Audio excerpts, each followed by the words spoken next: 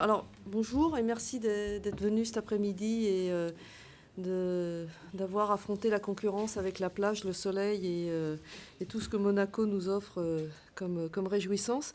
Mais on va être encore plus fort parce qu'on va être nettement plus intéressant que ce que vous pourriez retrouver dans la plage qui est en travaux.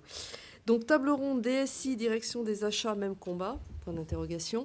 Alors pourquoi ce sujet? C'est parce qu'avec notre comité de pilotage, sur lesquels figurent nos deux intervenants d'aujourd'hui, c'était un sujet qui est revenu assez régulièrement. Les experts en DSI nous ont fait comprendre que, en fait, de plus en plus, bien sûr, on travaillait avec la direction des achats, bon ça remonte à un certain temps, mais que finalement, le dialogue avait évolué entre les uns et les autres, qu'on avait pu être dans deux mondes séparés à une époque et qu'aujourd'hui, ce n'était plus possible. Et puis, bien sûr, les relations évoluent. Il y a eu des nouveaux enjeux qui se sont développés, comme le cloud, enfin bon, vous le savez mieux que moi. Donc, on s'est dit que ça pouvait être intéressant de le traiter sur cette table ronde de Ready for It.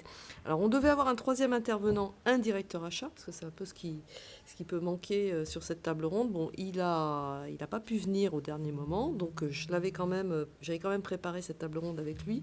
Donc, il y a certains éléments qu'il a pu me dire et que je n'hésiterai pas à vous donner, sachant que c'est une personne avec laquelle tu avais travaillé, Emery, oui. Donc tu pourras confirmer ou infirmer ses propos.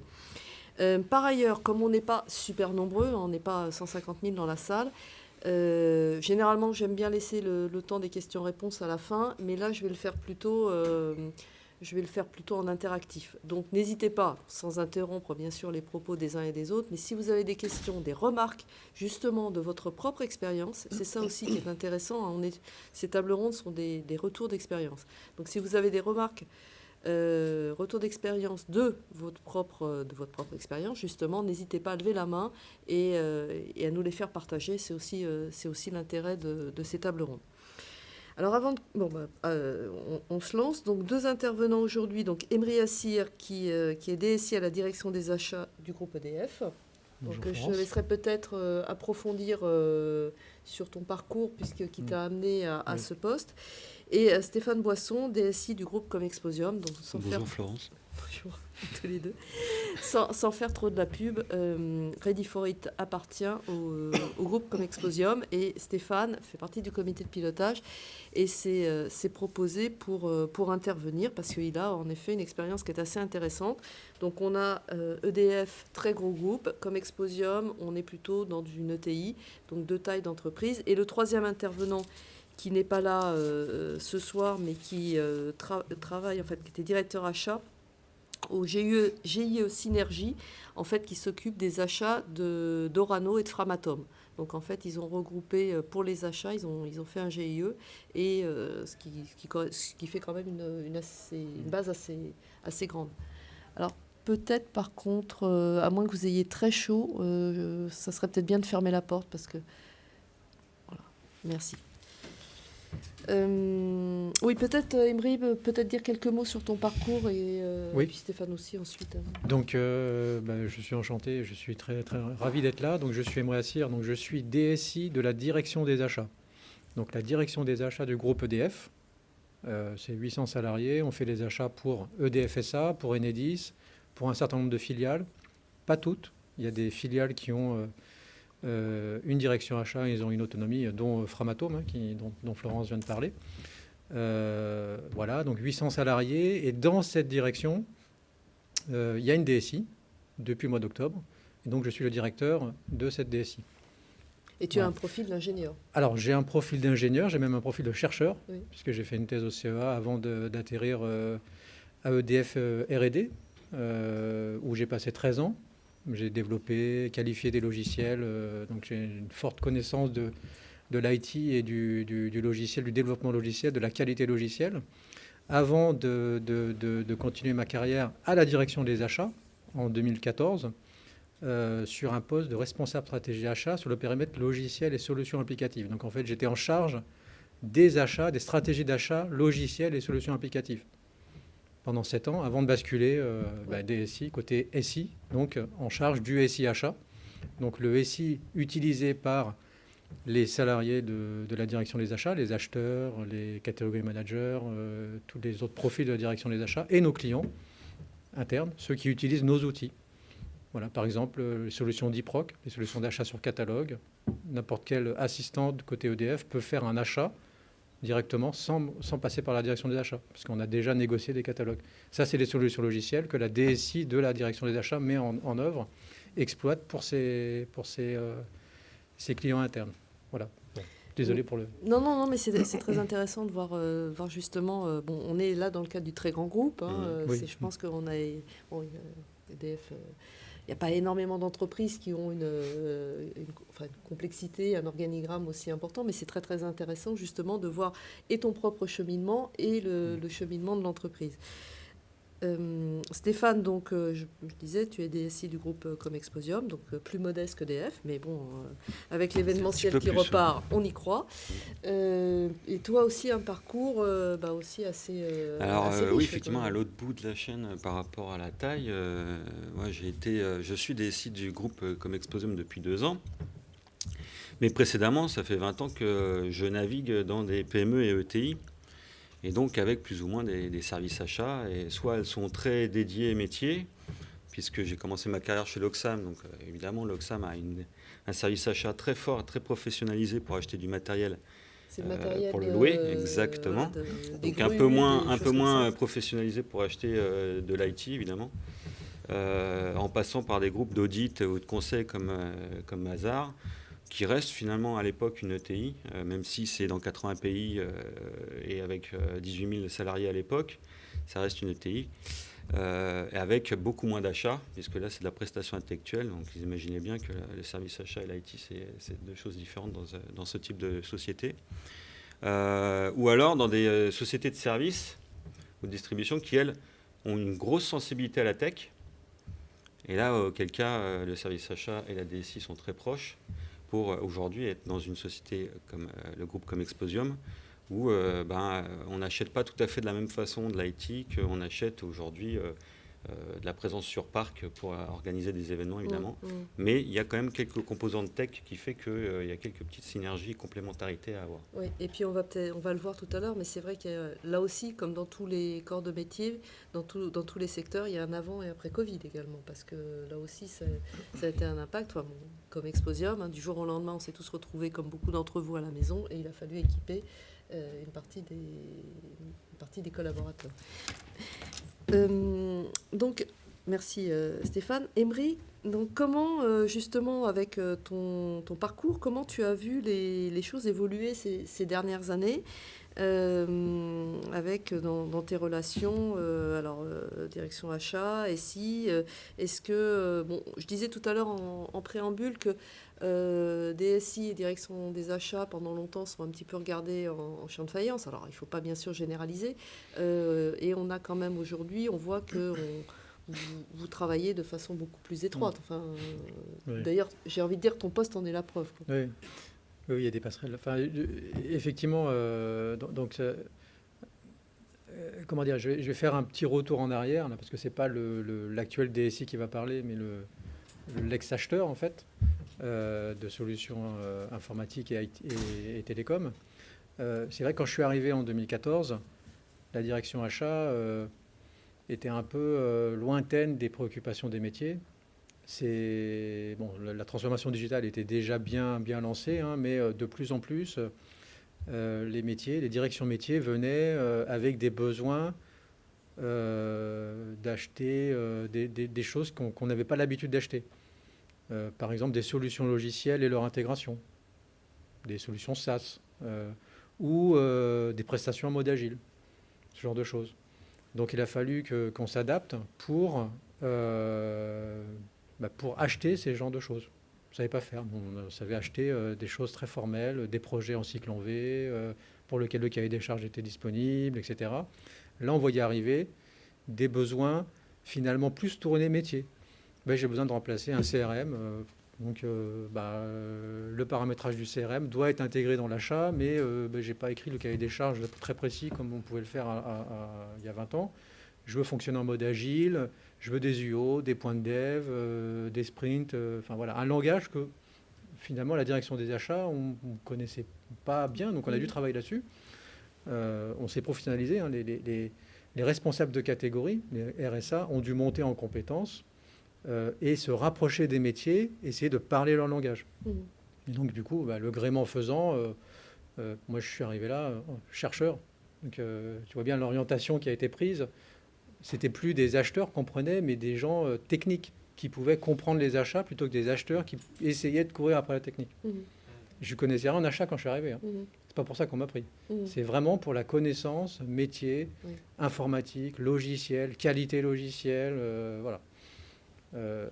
Donc tout ça, ça a percolé en fait.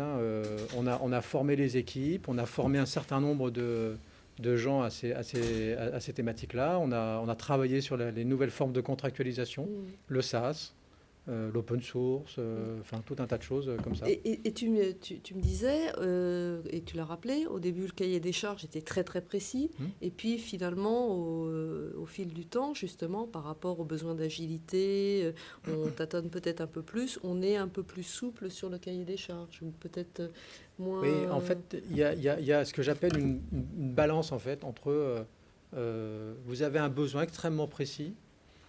Vous l'achetez quelque chose, mais vous devez le spécifier très précisément, par exemple parce que c'est un procédé qui doit s'intégrer dans un système existant. Donc là, ok, vous savez exactement ce que vous achetez, vous écrivez votre cahier des charges.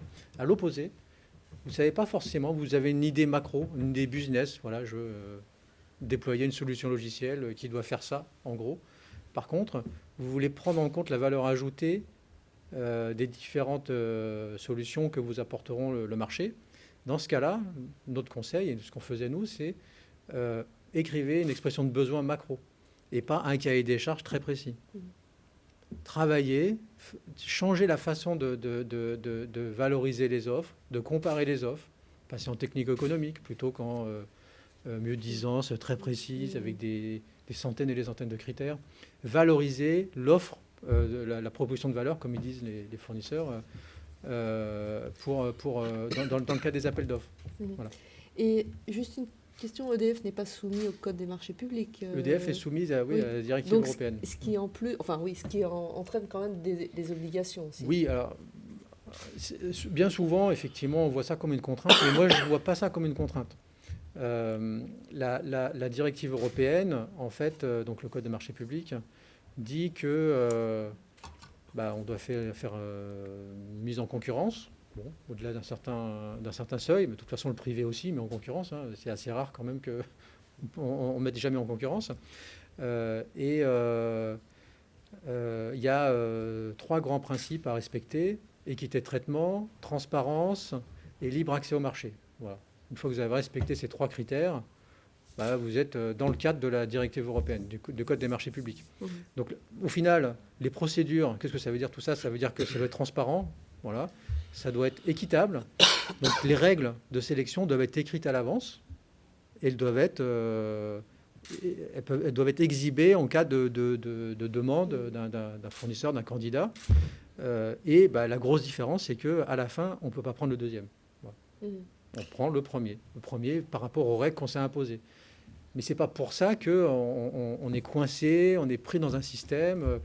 Comme je te le disais, à partir du moment où tu fais un appel d'offres dans lequel tu as bien positionné le curseur entre je fais une expression de besoin très précise ou au contraire macro et je travaille sur la proposition de valeur, la valorisation des offres, technico-économique, donc je mets une note technique qui compte dans l'attribution, du coup, finalement, le premier, c'est le meilleur, quoi. Oui. Donc, c'est pas une contrainte pour moi. D'accord. Bon, c'est très intéressant comme retour d'expérience. Donc Stéphane, donc là on ne va pas le rappeler, un groupe différent, etc. Comment toi tu as vu évoluer tes relations avec les directions achats? Tu as rappelé que ça fait plus de 20 ans que tu exerces dans l'IT. Est-ce que tu sens cette évolution? Qu'est-ce que tu attends aujourd'hui de cette direction des achats? Alors, c'est sûr que l'avantage, c'est que j'ai vu fonctionner différentes manières, en fait. Parce que, comme je le disais tout à l'heure, soit j'étais dans des directions avec des entreprises qui avaient des services achats qui étaient très forts et très professionnalisés, mais qui n'avaient aucun attrait pour la partie IT. Et là, on se sent un petit peu démuni. En fait, on prend les choses en main. Et finalement, les achats côté DSI se font par la DSI en appliquant plus ou moins des méthodologies des achats. Et à l'autre bout de la chaîne, on se retrouve parfois dans des sociétés où là, il y a une vraie sensibilité à la tech, où quand vous vendez par ailleurs à votre client final de la tech, forcément, quand vous faites un achat DSI pour des besoins internes, en tant que business partner, là, vous êtes épaulé parfois même un peu trop par la partie achat IT, parce qu'elle va mélanger les besoins de vos clients finaux avec ceux qu'on a par ailleurs dans les entreprises et les utilisateurs internes, ce qui n'est pas tout à fait le même aspect. Et donc, gros éventail de fonctionnement. Donc il y a déjà cette disparité-là dans ce type de société PME-ETI. On n'est pas du tout dans la même structure que les grandes sociétés. Et donc, il y a déjà ça à prendre en compte. Ensuite, en termes d'évolution, quoi qu'il arrive, sauf si vraiment vous êtes dans une société où il y a très très peu d'achats qui se font en dehors des achats des fonctions support ou business partner, ce qui peut être le cas quand on prend l'exemple de Mazars. Finalement, Mazars achète très très peu de choses ou essentiellement de l'IT. Là, l'évolution, en fait, elles se sont toutes professionnalisées. Et ce qui fait que, dans certains cas que j'ai rencontrés, très vite, dans cette professionnalisation, ce qu'on attend au départ en tant que DSI ou fonction DSI, c'est d'avoir la méthodologie, d'avoir des steps, d'avoir des process qui nous permettent de rentrer dedans, donc avoir une aide, au même titre qu'on a l'aide des ressources humaines sur le recrutement. Et ça a changé au fil du temps. Parce que jusqu'à maintenant, on ne s'intéressait pas du tout aux autres fonctions. On était très proches, ils étaient très proches, on était très proches des métiers. Et on achetait pour les métiers ou pour les clients finaux. Et petit à petit, finalement, acheter, c'est aussi un process, c'est une méthodologie qu'on applique à la DSI. Et donc, c'est là où j'ai vu l'évolution sur les 20 dernières années, dans ces structures PME-ETI, c'est que petit à petit, en fait, le service achat se rapproche au même titre que la RH de la DSI pour quand vous avez des besoins de recrutement, en fait, il y a un certain process à avoir. Et quand on a des besoins d'achat, on a un certain process à avoir avec des seuils et autres. Donc, c'est ça où j'ai vu la différence arriver et qu'on vit aujourd'hui dans le groupe comme Exposium. Et alors, justement, parce qu'aujourd'hui, il y a des nouveaux enjeux. On peut parler j'en ai parlé, enfin, c'est pas tout nouveau, mais du cloud, de tout ce qui est open source aussi. Donc tout ça, est-ce que la direction des achats vous accompagne, sait vous accompagner, s'est mis aussi en ordre de bataille? Parce qu'on sait que le cloud, c'est quand même beaucoup de juridique derrière. Donc il n'y a pas que la direction des achats, il y a aussi le juridique. Mais tout ça, c'est un ensemble. Donc en fait, on est de moins en moins seul. J'ai presque envie de dire, si on achète du cloud, on se retrouve à 10 autour de la table aujourd'hui. Est-ce que tout ça, ce processus, il arrive à se faire pour bien contractualiser? Peut-être, vas-y Stéphane, et puis après... D'expérience, en fait, on a deux phases, et on est franchement, enfin en tout cas pour ma part, et j'ai une certaine conviction là-dessus, on a eu deux phases vis-à-vis du cloud. La première, c'est grosso modo, on l'a acheté exactement comme on achetait avant en volume, sur étagère en volume, c'est-à-dire des contrats à 3 à 5 ans, on tire le prix vers le bas, et des fois on a un catalogue de services. Je parle encore une fois plutôt PME-ETI. Et on avance comme ça, en sachant que finalement, ce qui était vendu au départ, c'est-à-dire l'agilité à la hausse ou à la baisse, on la retrouvait pas forcément, on la retrouvait que à la hausse, jamais à la baisse. Et donc on se retrouve avec les mêmes aléas que quand on fait du on-prem ou quand on achète de l'infrastructure, qu'on amortit et derrière qu'on maintient, et sur des cycles qui donc sont différents, on vient les remplacer à 5 à 7 ans ou voire 10 ans des fois, quand on veut faire vivre son legacy très très longtemps. On était dans ce mode de fonctionnement-là, soit parce qu'on s'était adossé à des process classiques d'achat, soit parce que tout naturellement, historiquement, on achetait finalement du PC au volume, on achetait du matériel au volume, et donc on se retrouvait avec le même mode de fonctionnement. Là, encore une fois, d'expérience, on est en train de revoir un petit peu notre copie, en tout cas côté comme Exposium, et par rapport à ce type d'entreprise PME-ETI, à mon sens, c'est qu'on veut de la flexibilité, on achète de la flexibilité, on n'achète pas forcément du volume, donc on va acheter un catalogue de prix. Et aujourd'hui, Microsoft pousse aussi un peu finalement en ce sens, puisqu'on on a de moins en moins d'enterprise agreement sur de la longue durée et de plus en plus on pousse le mode CSP, c'est-à-dire un mode en fait sur catalogue avec des partenaires qui offrent des services complémentaires. En fait, oui, là, s'il y avait un game changer, en tout cas nous dans notre domaine sur Comexposium, c'est qu'on veut éviter de se retrouver dans la situation où on a acheté un volume sur 3 ans, mais on a besoin de le réadapter en termes de gestion. Surtout que la promesse du SaaS, c'est quand même d'avoir de la flexibilité. Voilà. Donc, quitte à finalement, pas forcément négocier facilement les prix, mais un peu plus de couverture de service. D'accord. Emery, peut-être une expérience bien sûr différente, mais là aussi... pas tant que ça, en fait. Cloud et open source. Voilà, je suis d'accord avec toi sur le cloud, le SaaS. La promesse du SaaS, c'est le paiement à l'usage. Ça, c'est clair que c'est une fumisterie. C'est-à-dire, ça peut commenter. Les éditeurs ne sont pas... Il n'y a pas d'éditeurs dans la salle? Il faut qu'ils adaptent leur... Non, mais très clairement, on a le même souci avec des volumes plus importants. C'est qu'ils vous octroient des grosses remises, mais en contrepartie de volumes qui, de toute façon, sont difficiles à faire baisser. Et on a la même pression aussi, d'ailleurs, sur le raccourcissement des contrats. Alors nous, par contre, on arrive encore à tenir bon. Nous, en fait, pour ces problématiques-là, pour des problématiques de remise en concurrence, etc., on essaie de faire des contrats longs. Quand on s'engage avec un éditeur solution SaaS, par exemple, on fait un contrat long, très long. Parce qu'on veut pas... C'est-à-dire vous êtes sur combien? 10 ans 15... 8 ans. 8 ans. Voilà.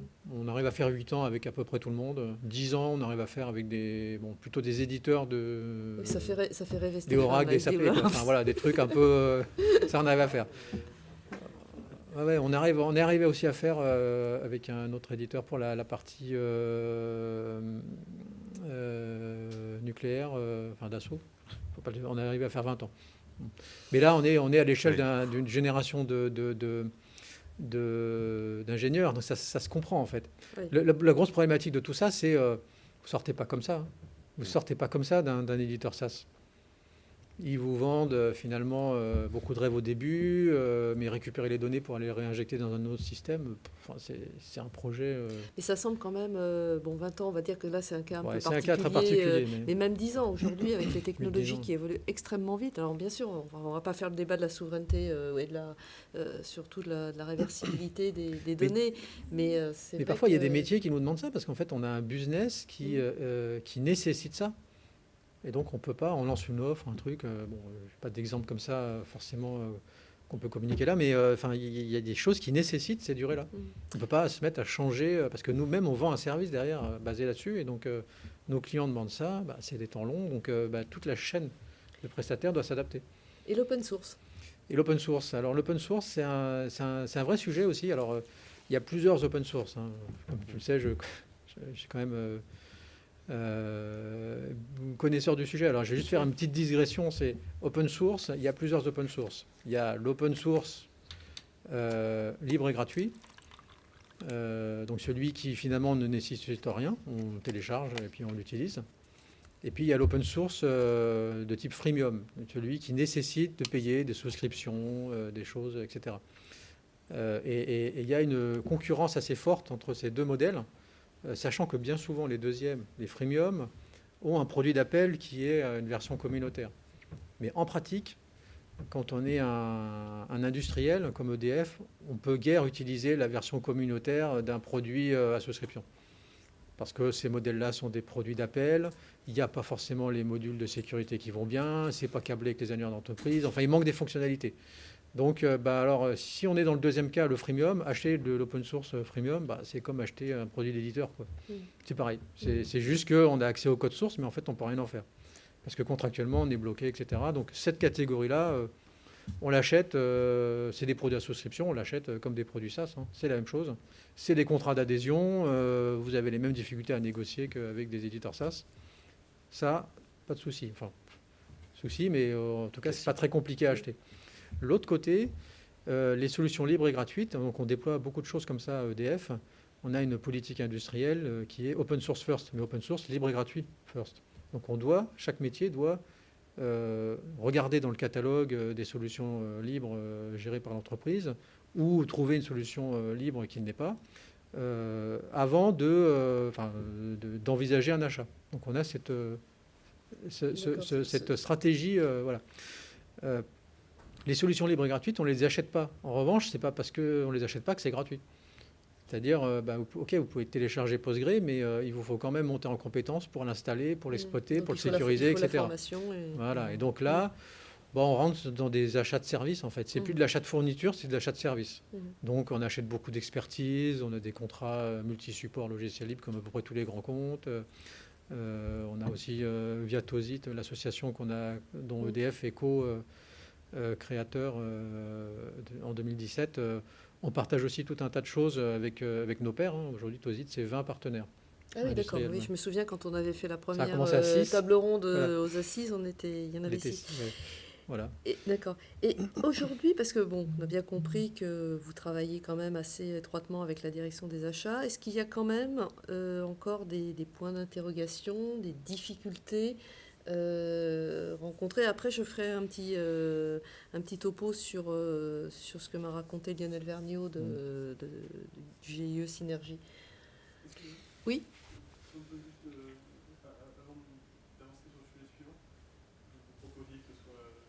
Que vous ayez une question? Voilà, bien sûr, excusez-moi, je ne vous avais pas vu lever la main. Allez-y. On parlait des achats cloud, mais on a dit qu'il vient souvent avec le cloud qui est la partie finance. Comment on optimise finalement notre usage du cloud. Et j'aurais aimé avoir votre retour d'expérience sur justement, est-ce que c'est piloté par la DSI, est-ce que c'est piloté par la fonction achat, une communauté des deux? Comment vous appréciez? Qui pilote les contrats 4, c'est ça? Non, vraiment la FinOps. C'est l'optimisation, pardon, la FinOps. Alors, Vas-y. je démarre. Oui. Nous, concrètement, clairement, chez Comexposium, la partie FinOps, en tout cas l'optimisation et le pilotage des coûts d'une plateforme de type Azure qu'on a aujourd'hui sur la partie Data Lake et dans notre programme Data 360, on la opère nous-mêmes. C'est la DSI qui le fait. En fait, les achats vont nous aider à avoir plutôt le cadre. Et je dirais même, on a plus d'interaction finalement, on devrait avoir un peu plus d'interaction avec la partie juridique que la partie achat dans ce cadre-là. Mais ils vont nous donner le cadre. Par contre, l'optimisation et la gestion, elle est clairement côté DSI. Et quand d'ailleurs on n'a pas les compétences, on pilote finalement une expertise externe qui vient de la même façon qu'on le fait pour la sécurité de ces systèmes-là, vient nous optimiser finalement la plateforme. Parce que typiquement, encore une fois, concrètement, sur les 2 dernières années, on a eu à optimiser cette plateforme-là parce qu'elle avait été conçue un peu sur le papier. On l'avait mis en place par rapport à une architecture papier qui ne correspondait pas vraiment à notre usage en run. Et donc, on a optimisé, fermé des services qui étaient là parce qu'on avait tout ouvert, en fait. Allez, on ouvre tout, on se fait plaisir. Et on a refermé un certain nombre de services. C'est difficile de demander ça à la partie achat. Ce qu'on peut lui demander, c'est par contre, quand on a un service qui n'avait pas forcément été identifié et qu'on va utiliser, c'est peut-être avoir un levier sur son coût, parce qu'on peut soit donner un peu de volume dessus et donc optimiser le coût, mais ça ne va pas plus loin. L'optimisation, ça reste quand même des plateformes qui nécessitent finalement une connaissance et une expertise technique qui dépasse à mon sens les achats, sauf quand vous êtes dans une société où par ailleurs vous êtes aussi opérateur de ce type de service vis-à-vis de vos clients finaux.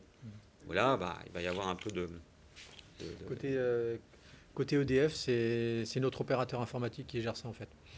La DSIT, donc Direction des services informatiques et télécoms. Alors en fait, ils sont opérateurs, donc c'est eux qui livrent par exemple les PC, etc. pour toute l'entreprise. Donc c'est eux qui gèrent ça, mais c'est même pire que ça, c'est qu'en fait les directions métiers ne peuvent pas commander en direct des services sur ces services cloud, ils doivent passer par la DSIT. Justement, ils ont un rôle de centralisateur et ils massifient un peu les commandes et ils gèrent la partie FinOps. La DSIT a une direction des achats? Non. Alors la direction des achats a un rôle, achète. Alors elle a un rôle en amont en fait. Justement, c'était l'objet de notre transformation de cette année, c'est d'élargir un peu le périmètre. Avant, on arrivait quand le cahier des charges était prêt et puis on livrait le marché et puis c'était ça notre périmètre d'intervention. L'objet de la transformation qu'a opéré la direction des achats depuis 2 ans, c'est justement d'aller plus en amont, donc travailler plus avec les métiers sur l'expression de besoins, etc. Voilà, avoir plus une vision fournisseur à 360, de gestion de panel, etc. Et sur l'amont, l'aval. Donc on fait aussi du contract management sur certains marchés transverses pour lesquels il n'y a pas de contract manager. Mais il y a quand même une filière contract manager à EDF. Et donc les marchés de type cloud, il y a une cellule de contract management qui est hébergée donc par la fameuse notre opérateur informatique. Ce n'est pas la direction des achats qui fait le contract management des marchés IT, que ce soit cloud ou prestations ou achat de matériel, etc. Il y a bien des contract managers professionnalisés dans cette entité-là. Mais il n'y en a pas dans les autres directions, les autres DSI en fait. Voilà. Oui.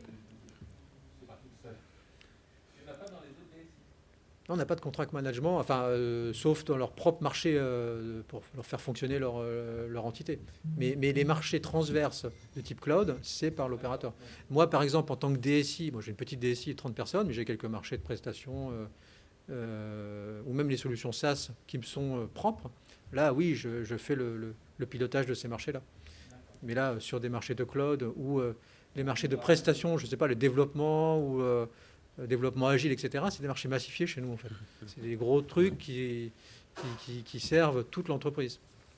On n'a pas un marché de développement agile pour chaque direction métier.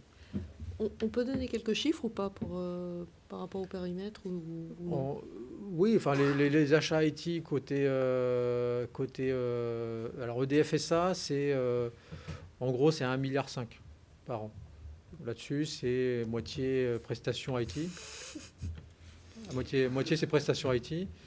Après, l'autre gros paquet, ça va être du matériel. Logiciel est relativement petit, en fait. Moi, j'étais toujours très triste parce que par rapport à mes collègues, j'avais finalement peut-être j'avais 15% du montant total. Par contre, je me prenais 50% des emmerdes, quoi. Alors, oui, allez-y. Ouais. Deux métiers différents. Oui. Enfin, deux métiers et 2 entreprises différentes. Ça, ouais. Moi, je ne suis pas DSI, je suis directeur cyber du groupe Veolia. Et je me pose des questions parce que du coup, j'ai un rapport avec les achats qui est un peu identique au groupe, sauf que la DSI a plus. En fait. Donc, on a un rapport en triangle, en fait, DSI, cyber et achat. Et donc, plutôt Emery qui est côté industrie. Le rapprochement, alors c'est une question, est-ce que c'est vrai pour vous? Nous, le rapprochement aux achats, en fait, c'est fait côté industrie parce que j'ai voulu mettre en avant en fait la particularité cyber et la particularité IT dans l'outil.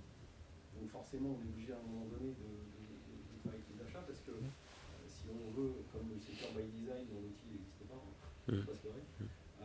On nous a menti alors? Oui, depuis des années. On a voulu faire de manière à ne pas créer des experts en fait, de l'IT ou de la cyber aux achats, mais en tout cas de leur donner un minimum de connaissances pour qu'ils fassent leur métier en faisant tout du métier. Oui. Donc est-ce que c'est vrai aussi dans l'industrie EDF, parce qu'on est un peu dans ce maison? La deuxième question plutôt plus pour Stéphane, ce qui a beaucoup favorisé le rapprochement aux achats, c'est la question que vous posiez tout à l'heure. Pour nous, c'est aussi la partie RGPD. Parce qu'aujourd'hui, moi, je traite une grosse partie du RGPD dans tous les contrats d'achat du groupe. Donc, ça nous a fortement rapprochés. Et du coup, on s'est dit, il y a d'autres domaines dans lesquels on pourrait travailler ensemble pour anticiper les renouvellements de contrats qui, dans l'industrie, durent 10-15 ans, etc. C'est vrai aussi chez vous. Alors, Stéphane et puis Emery, peut-être. Je vais répondre rapidement parce qu'effectivement c'est vrai, mais c'est vrai plus par rapport au service juridique. Nous. En fait, effectivement, la RGPD nous rapproche plus du service juridique dans la partie contractualisation et autres que des achats parce que finalement, on travaille en triptyque achat, juridique et IT, en tout cas pour ce type d'achat. Donc ça nous a rapprochés, mais pas vers les achats, mais plutôt vers le juridique, dans ce cadre précis de la RGPD. Après, Il y a un autre élément qui, normalement, c'est pas encore tout à fait le cas, mais ça va venir, qui devrait nous rapprocher des achats, c'est qu'elle est responsable et elle porte la politique RSE chez nous. Et moi, je suis très intéressé à ce que les achats, en fait, nous apportent un certain nombre d'éléments qui nous permettent d'intégrer dans nos achats à nous des nouvelles réflexions. Des nouvelles réflexions ou des nouveaux paramètres de choix qui touchent au Green IT et à la politique RSE.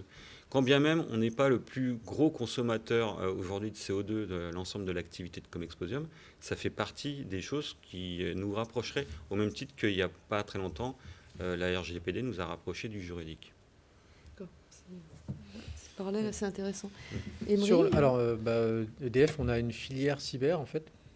Donc, vous connaissez bien Olivier, Olivier Lignol. Donc, qui est rattaché à DSI Group. Et typiquement, moi, chaque DSI de direction métier a un RSSI. Donc, moi, j'ai un RSSI pour mes activités. Donc, quand moi, je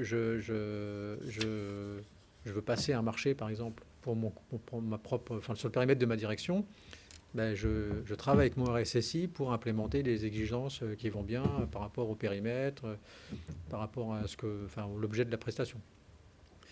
Après, sur la partie achat, je ne suis pas de l'autre côté, là, sur le côté acheteur, eux aussi, en fait, ils prennent, entre guillemets, dans leur besace, un certain nombre d'exigences et de contraintes. On en a plein. Il y a ça, le RGPD, la partie bas carbone, RSE, puis voilà. Et puis, donc, de toute façon, ils prennent ça en plus. Alors, souvent, c'est au niveau contractuel. Voilà, surtout RGPD. RGPD, on a une clause RGPD dans nos contrats.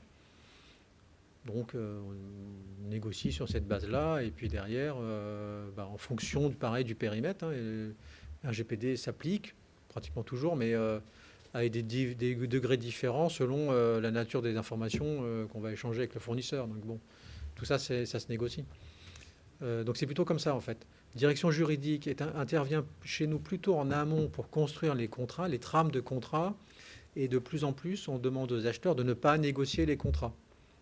Voilà, on a fait un travail, il y a de ça 2 ans, avec nos plus grands fournisseurs, de uniformisation de nos clauses contractuelles.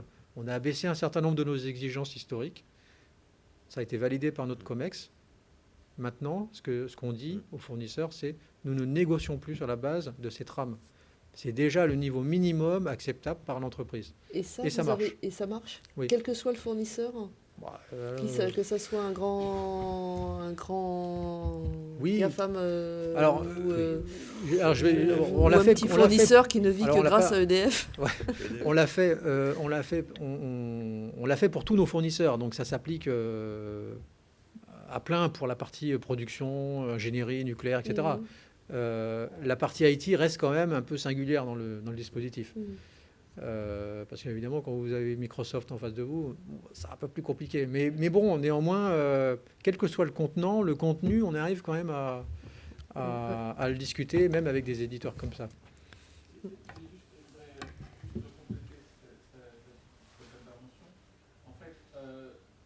L'aspect RGPD qu'on doit intégrer maintenant dans les contrats d'achat, dans les achats, dans le process d'achat, il y avait à l'époque 2 façons, il y a pour moi 2 écoles. C'est je traite en tant que sécurité IT ou SSI, j'accompagne les achats dans l'analyse de l'éventuel échange qu'il y a lors du DPA, ce qu'on appelle le DPA, avec le fournisseur, ou alors, ce que dit Stéphane, effectivement, ce que j'ai compris, nous on l'avait fait au moment du référencement du fournisseur. C'est-à-dire qu'on a décidé de prendre les plus gros fournisseurs, les récurrents avec qui on travaille pendant des années, etc., avec qui on négocie à la base au référencement un agrément qui est sur lequel on est d'accord, et du coup tous les futurs besoins, les futures commandes,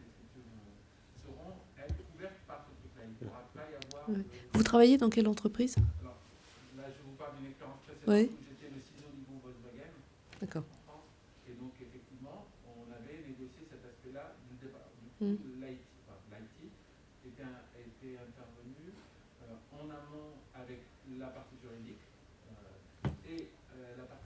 pour déterminer ces fameux cadres, ces contrats cadres, en fait, qui permettaient après de couvrir les aspects et donc d'accompagner les achats de manière automatique, qui eux n'avaient pas vocation d'analyser le DPA une fois qu'il était rempli par les fournisseurs. On a cette logique-là aussi quand on fait des marchés cadres, multi-attributaires. Par contre, on le fait lors de la négociation de l'appel d'offres. Mais ça devient un cadre contractuel qui va s'appliquer derrière lors des, ce qu'on appelle les MEC, dans notre jargon, les mises en concurrence. Donc les remises en concurrence entre attributaires en cours de marché. On a déjà le véhicule contractuel qui est négocié. Toujours pareil, il faut se rappeler, code des marchés publics, transparence, équité de traitement, tout ça. Donc on ne peut pas aller discuter pair à pair avec tout le monde des choses qui ne sont pas équivalentes. On doit rester dans un cadre, donc on le fait dans le cadre des marchés cadres. Précis, d'accord. Alors, le retourne finalement. Oui. Bon, il y a beaucoup de choses encore à dire. Peut-être une question. Est-ce que, je parlais tout à l'heure du Covid, est-ce qu'il y a eu un changement dans...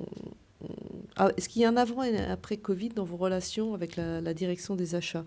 Est-ce que voilà, est-ce qu'il s'est passé quelque chose ou pas du tout ? Stéphane ? Alors, il s'est passé quelque chose. Après, moi, je ne suis pas super à l'aise avec le avant-après Covid vis-à-vis de ce sujet-là, parce qu'en fait, on n'est pas encore tout à fait dans l'après. Donc, mais on se souvient, je rappelais tout à l'heure, le 16 mars, on nous envoie un mail, demain vous restez tous à la maison, et puis on va essayer petit à petit d'équiper ceux qui ne sont pas équipés. N'utilisez pas tous le VPN en même temps, parce que ça va sauter, hein, c'est du vécu, et ils ont... non, mais le service informatique a fait ce qu'il a pu, et il s'est retrouvé tout d'un coup avec 400 personnes qui sont connectées de chez eux. Donc l'avant-après, on va voir aussi un peu comment ça va évoluer avec les achats au fur et à mesure, mais évidemment il s'est passé quelque chose. Il s'est passé par exemple qu'on a croisé les lignes. On avait Ne démolis pas le matériel. On avait besoin de PC, difficile à récupérer comme ça du jour au lendemain, mais on avait l'opportunité de le faire avec un prestataire et un prestataire qui est géré côté direction des opérations chez nous principalement, qui en fait équipe à chaque fois qu'on a des salons, temporairement les salons, en tout cas l'organisation d'un certain nombre de PC portables qu'il récupère ensuite. C'est-à-dire qu'il les loue, il les récupère, il les loue, il les récupère.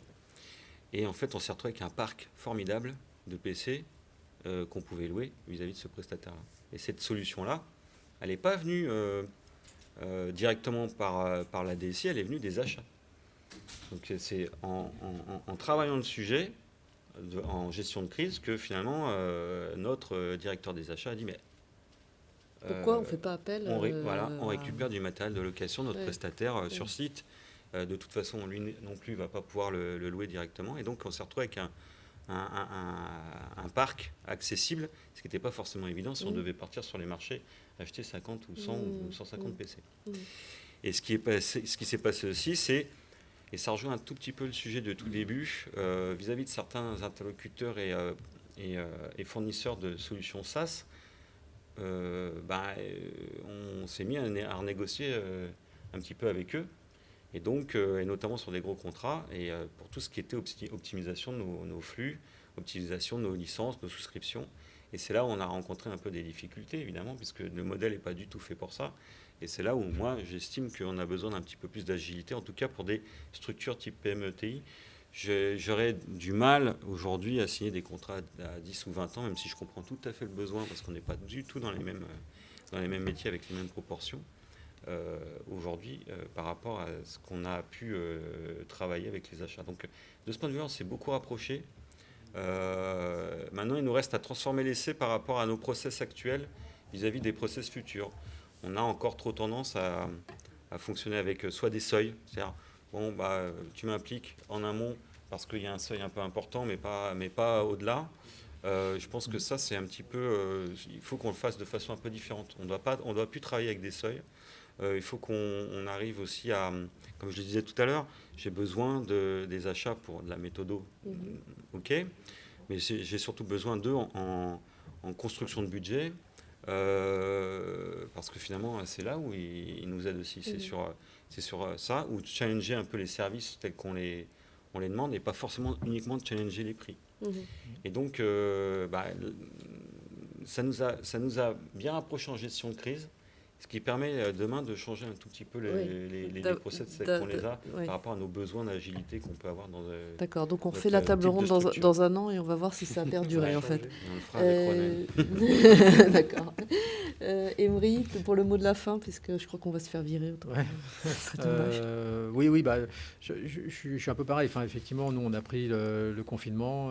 Voilà, il a fallu équiper 20 000, 30 000 postes PC, etc. Ben, par contre, on a remarqué quand même que nos contrats étaient robustes. Sur cette partie-là, on n'a pas trop été sollicités, nous, direction des achats. Ouais, sauf pour augmenter un peu le nombre de licences VPN. Mais bon.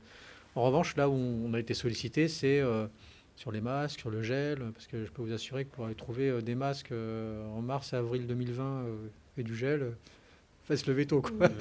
Donc là, on a pu bénéficier de notre poste avancé en Chine, hein, puisqu'en fait, comme on travaille avec les Chinois, pour les EPR, etc., donc on avait une direction achat. Ah, c'est vous qui avez pris tous les masques finalement. Non, mais alors par contre, on s'en est fait piquer aussi, mais bon. non, mais du coup, ça a permis d'avoir une proximité, voilà, maillage. Mais voilà ce que je pouvais dire sur comme anecdote. D'accord. Bon, j'ai pas pu parler de ce que m'avait raconté Lionel Vergniaud. Enfin, juste un mot, parce qu'en fait, lui, il achète d'occasion. Hein, juste pour terminer, donc c'est le GIE Synergie, donc c'est les achats IT d'Orano et Framatome. Donc on est dans l'uranium, du nucléaire. Et donc, il me disait quand même, donc il achète des PC reconditionnés. Il a, c'est intéressant, par exemple, il a pris Office 2016. Ça nous a permis de diviser la note par 4. Pareil avec du Autodesk et du Oracle. En fait, c'est dommage il les achète d'occasion. Il les achète d'occasion. Ouais, oui. Et effectivement, il a les acteurs. Voilà, c'est ça. Il a une Et donc, stratégie qui est il extrêmement achète des agressive. PC d'occasion. Et apparemment, lui, il a vraiment un problème de réduction des coûts, quoi. Alors, je me suis demandé quand même si l'achat d'occasion à grande échelle, hein, quand même, parce qu'après, apparemment, on parle de 200 millions, enfin, il me dit un budget de 200 millions d'euros, si c'était quelque chose d'habituel dans les entreprises. Je crois que c'est pas habituel. Hein. Il est assez tête de pont là-dessus. Nous, on le regarde de loin, on laisse faire. Non, il a acheté des milliers et des milliers de postes d'occasion reconditionnés. Et du coup, les salariés sont contents. Oui. Ils sont contents parce que ça permet d'avoir des postes de meilleure qualité que quand on les achète neufs, pour le même prix. Bon, voilà, ce sera le mot de la fin, alors. Merci à tous les deux. Merci à vous. Et puis si vous êtes là ce soir, si vous voulez continuer à échanger, merci pour nous avoir écouté. Il est très très bon, votre DSI. Notre DSI. Non, parce qu'en fait, il faut qu'il change il faut que je lui demande de changer mon ordinateur, c'est pour ça que j'invite. Peut-être faire un ordinateur. Ça, c'était sûr.